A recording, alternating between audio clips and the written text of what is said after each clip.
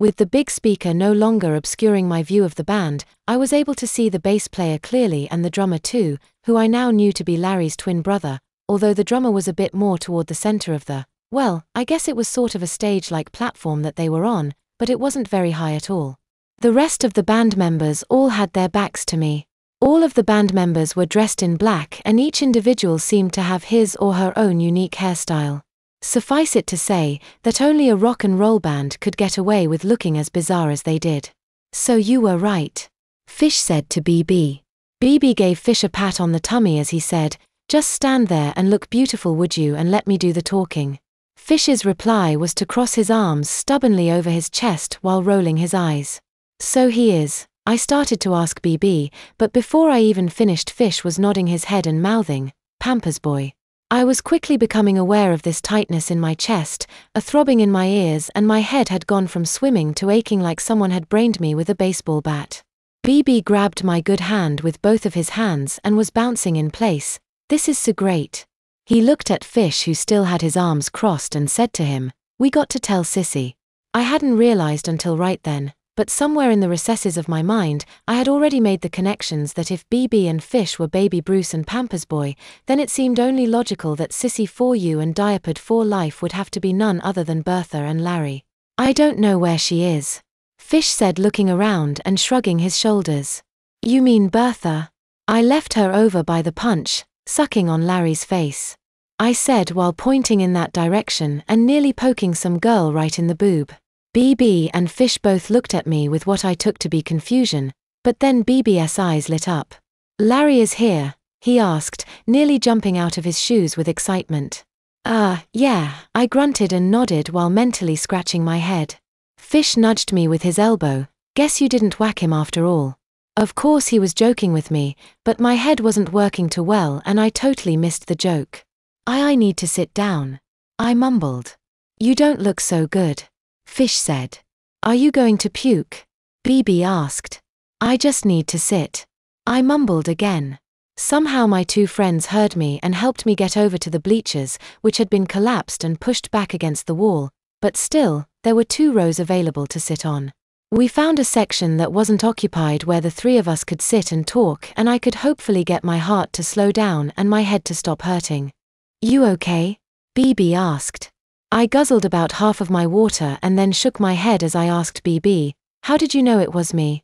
He shrugged. "Would you believe that it was just a good guess?"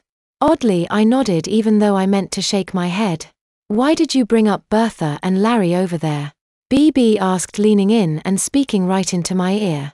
We should have stayed where we were because now that we were in front of the speakers again, the music was blaringly loud.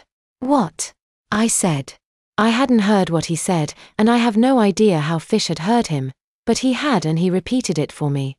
"Because you said you had to tell Sissy for you," I answered. "What?" BB asked. "Okay, wait a minute," Fish said, holding both hands out and giving the universal hand gesture of stop. "I am getting confused." "No," Fish said as he began to laugh. He was laughing so hard he nearly fell off the bleacher. No, he was laughing and snorting as he slapped my back. "I think maybe you got the wrong idea, buddy boy." BB finally figured out what Fish was laughing about and started laughing too.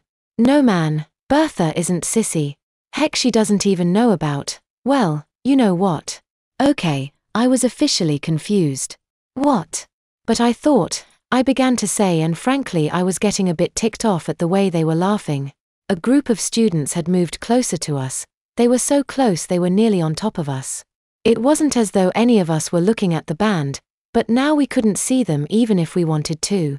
A moment later the band stopped playing and that same young-sounding, singing guy announced that the band was taking a break, but that they would be back soon to rock on. BB put his mouth right next to my ear and whispered, "Sissy for You is Bertha's sister." The tightness in my chest was now a dull ache like someone was trying to crush my ribcage.